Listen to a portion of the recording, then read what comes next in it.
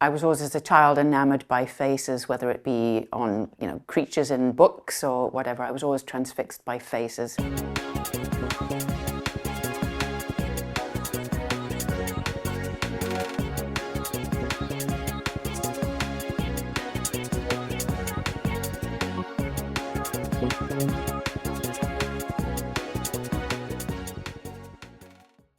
What I'm always interested in is painting the life of something. So whether it's a person or an animal, or even I have had a crack recently at painting water, which I'd always wanted to try. The idea of painting the energy of something is what I'm focused on as I'm working. And it's through the geometry of the structures that comes about. But my feeling as I paint is about life. I've always considered myself a portrait painter, and that's always what I've aimed to be better at. These Persisters paintings that are just the face or the head of the woman, I really wanted to make the image sort of as neutral, the expression of it as neutral as possible, so that the observer brought their experience of their own life and what they know about this woman to the work. I had made a portrait of Hillary Clinton that we were auctioning through the gallery that I had with my wife, Carolyn, for Hillary's campaign. Had she become president, I'm not sure whether this series would have existed. I felt terror because I didn't trust the person who had the nuclear codes. I didn't trust any of the situation. And I also didn't understand how it had happened. So I cast around to find how did this happen? And Rachel Maddow was speaking about it and trying to dig into what had happened and try to convey to us all what she believed had happened. And I hardly thought about it. I just came out and started to paint her because I felt that I wanted that connection. I needed to have something about her and her knowledge as a solace in this moment. Usually there were women that I was seeing who were like the firebrand in the moment of something that had occurred, and they were standing up and taking control, charge, speaking out about what had happened. And that was how I sort of worked through the series. And I could hardly keep up because women were standing up for all sorts of things, and then people started to come to see me and saying, why aren't you painting this one and that one and the other one? And I'd say, well, I can't keep up, but also I needed to paint people who I felt, because in a way I think the series has a level of being a self-portrait of my moment in this time also. So a breakthrough moment for me with this series was painting Rachel. I know she was the very first painting, but she also proved to me that I could paint a second painting after the Hillary painting. For some reason, I thought it was a one-off, that I managed to make this portrait of Hillary Clinton.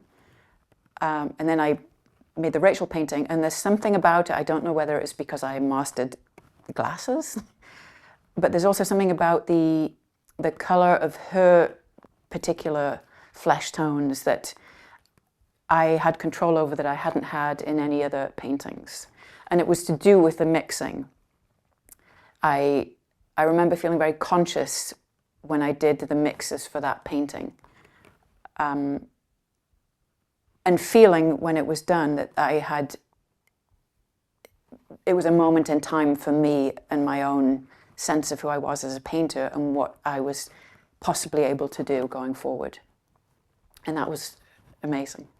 There's a certain amount of structure that's there, which is, for me, the color mixing is really imperative. So I'll spend time doing that prior to any painting that I do, just making sure that the colors are right.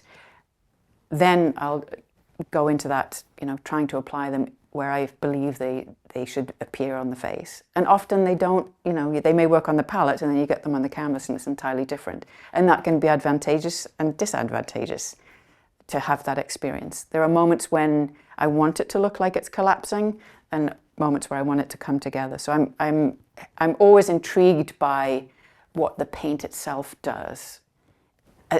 I think I'm wrangling it. It has a life of its own. in order to paint anything, you have to be able to separate it and name the color that you're mixing. So if I look at your face now, and I have to be able to separate it into words that are mixable. Like if I say, oh, look at that teal on your forehead. What does teal mean?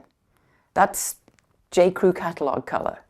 It's a green, right? You can say it's a blue-green. It's leaning more that way and it's lighter than this. You know, you have to relate it to the color wheel, not to the J. Crew catalog.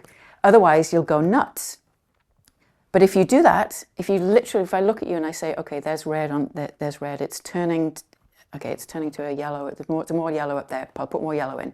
It's getting lighter over here, and mix it like that. Mix it very technically. That's how I build something anyway.